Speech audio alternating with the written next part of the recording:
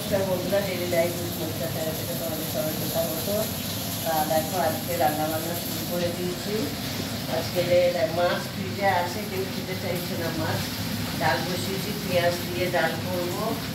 এখানে ঢ্যাঁড়সের ঝাল করবো সর্ষে বাটা দিয়ে, পেঁয়াজ শুকনো লঙ্কা ফোড়ন দিয়ে ঢ্যাঁড়সটা দিয়েছি। তা এটা একটু ভাজা ভাজা করলে তারপরে সর্ষে বাটাটা দেবো।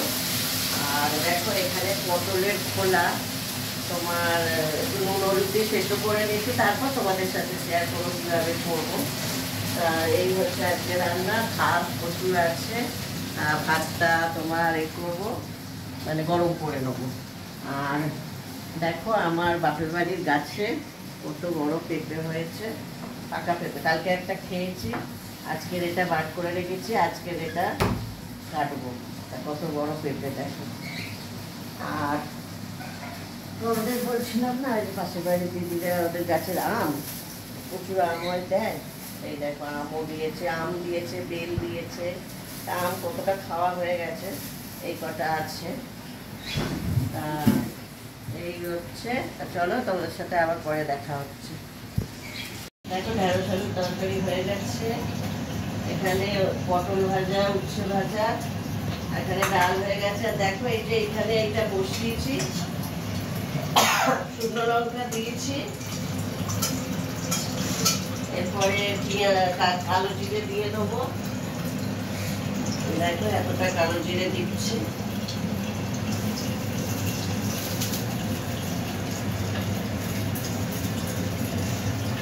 আর এখানে দেখো পেঁয়াজটা দিয়ে দিচ্ছি। পেঁয়াজটা দিয়ে লালটা দিতে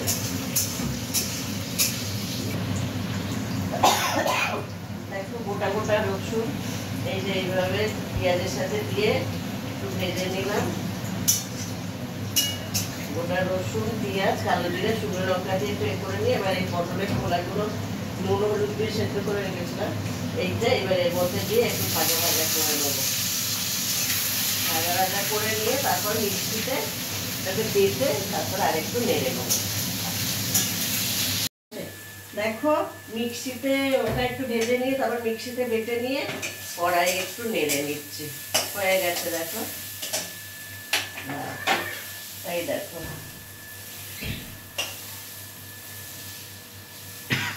গরম ভাতের সাথে খুব ভালো লাগে খেতে।